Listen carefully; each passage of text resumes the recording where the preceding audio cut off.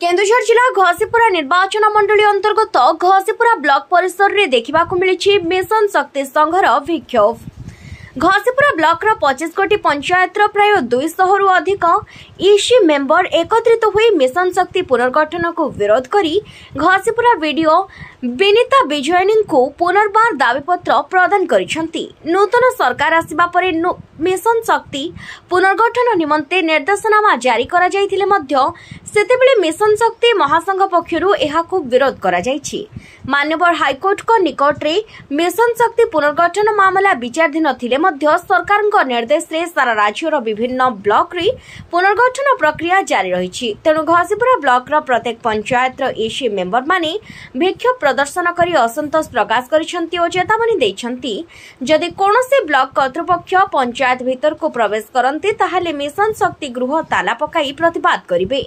एने वीडियो प्रतिक्रिया नेबारु से कहिसेंती उच्च पदस्थ अधिकारी सहित आलोचना करी निष्पत्ति निया जाउछि।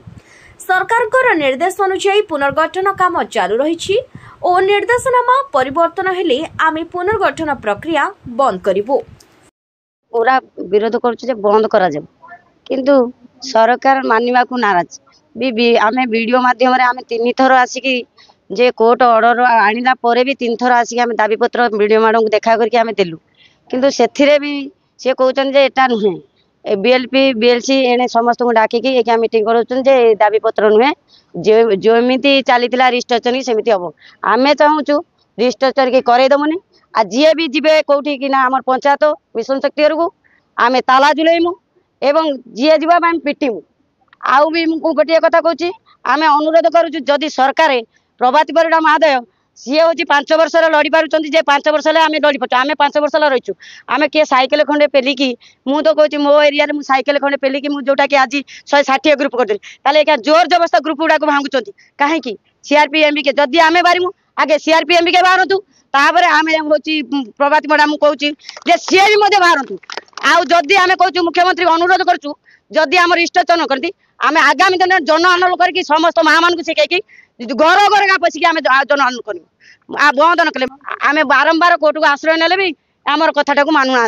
सरकार को आम अनुरोध करूँ तेणु आम गुहार टी शुणु एवं रिस्ट्रक्चर प्रक्रिया बंद करूँ एवं सीआरपीएम को केमी मिशन शक्ति न जाए कि सीएलपे जीपीएल पे केमी गठन न करूँ तो गवर्नमेंट नोटिफिकेशन हिसाब रे हमर एसएचजी मान को रिस्ट्रक्चर प्रोसेस चली तो से हिसाब रे आगुरु मध्ये चलथिला मझिरे स्टे ऑर्डर हेइथिबारु बंद थिला बट पुणी आउ थरे गवर्नमेंट को इंस्ट्रक्शन रे आउ थरे हमर रिस्ट्रक्चर चली तो हमर किछि एसएचजी महिला माने आसिकी ता ऊपर दाबी करछंती जे याकु बंद करिया को से माने हाई कोर्ट रे मध्ये रिट पिटिशन पकैछंती तार मध्ये सुनानी अछि आगो को किंतु एबे जाय जेतु गवर्नमेंट को कोनसे इंस्ट्रक्शन आसीनी बंद करिया को एवं आम ब्लॉक रे मध्ये बहुत कम मात्रा रे रिस्ट्रक्चर हेइछि तो सेति हम माने एबे तक फुल फ्लेज करिया को चेष्टा करूछु बट जो दाबी अछि मु याकू हमर हायर अथॉरिटी के पाखरे उपस्थापना करिवि तांकर जा डायरेक्शन रहइबो से हिसाब रे करियो बट एबे जाय कोनोसी गवर्नमेंट नोटिफिकेशन आसी नै जे रिस्ट्रक्चर प्रोसेस बंद करिया को दाबी तो निहाती रहिछि बहुत दिन धरि रहिछि माने हमर सब ब्लॉक रे मध्ये रहिछि बट सेही मध्ये रे भी रिस्ट्रक्चर प्रोसेस चालिछि एवं मो स्तर रे तो सेही नाही पावर जे मु तांको मना करिवि जे रिस्ट्रक्चर न करा जाऊ बोली कारण एटा गवर्नमेंट तरफ इंस्ट्रक्शन अछि हमकु जे एटा सरिया पई तो से जदि ऊपर हमर डिपार्टमेंट को जाई पारंती डिपार्टमेंट रे तांको दाबी दे पारंती जदि किछि इंस्ट्रक्शन आसिला कि स्टे ऑर्डर आसिला देन तांकर जा दाबी अछि हम ए लेवल रे पूरा कर। Bureau report news 9 Odia.